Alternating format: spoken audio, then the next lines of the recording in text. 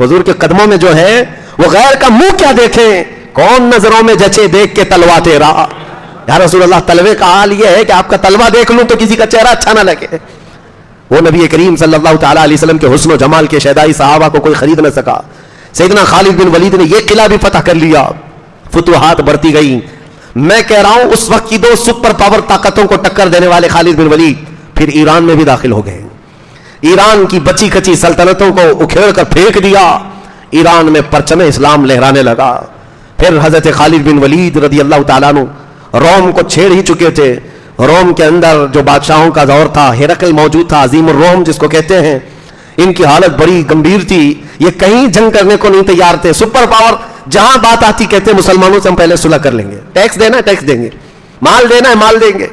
यहां तक कि इराक के कुछ इलाके जहां ईसाई रहते थे, जब रोमियों से जंग चल रही थी तो चूंकि ईसाई रोम को फॉलो करते थे, तो हजरत खालिद बिन वलीद का अदल तो देखें, कहा जिन इराकी इलाकों से जहां ईसाई लोग रहते थे हम उनसे टैक्स लेते थे। टैक्स क्यों लिया जाता था? जिसको जिजिया कहते हैं, जिजिया, गैर मुस्लिमों से इसलिए लिया जाता था कि हम तुम्हारी जानो माल की हिफाजत करेंगे, जानो माल की हिफाजत के हम जिम्मेदार हैं, तुम्हारे साथ कोई बुरा नहीं करेगा, कोई दूसरा अगर हमला नहीं करेगा, वरना हम उसके साथ मुकाबला करेंगे। इस बात के लिए अपने मफ्तूहा इलाकों में जो गैर मुस्लिम रहते थे उनसे जिजिया लिया जाता था, वो टैक्स है।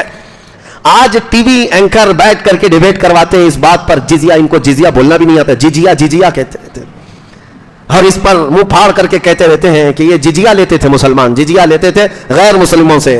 क्या जुल्म नहीं है? मुसलमानों से नहीं लेते थे लेकिन गैर मुस्लिमों से लेते थे। अरे नादानों, आज भी ये सिस्टम है, आज भी ये सिस्टम है। हमारा मुल्क खुद हमसे टैक्स लेता है, चाहे यहां हिंदू हो कि मुसलमान हो, कोई भी हो। और किस बात के लिए लेता है? क्या ये तानाशाही है? होगी, लेकिन असल इसका मकसद टैक्स लेने का यह होता है कि हुकूमत हर शहरी की हिफाजत की जिम्मेदार होती है, कि तुम्हारी हिफाजत हमारी जिम्मे है, इसके लिए टैक्स दिया जाता है हुकूमतों को। जिजिया भी यही था। मैं बात क्या कह रहा था, बीच में रह न जाए। खालिद बिन वलीद ने कुछ इलाकों में जो ईसाई थे उनसे टैक्स ले रहे थे पिछले 2 साल से। जो अमीर वहां पर गवर्नर थे उनसे कहा इनका जिजिया माल पूरा वापस कर दो, हम टैक्स नहीं लेंगे। क्यों? इसलिए कि रोम से लड़ाई चल रही है हमारी, और जो ये ईसाई हैं ये भी रोम को फॉलो करते हैं, लिहाजा हम इनकी हिफाजत नहीं कर पाएंगे, लिहाजा हम इनसे जिजिया नहीं लेंगे, वापस दे दो।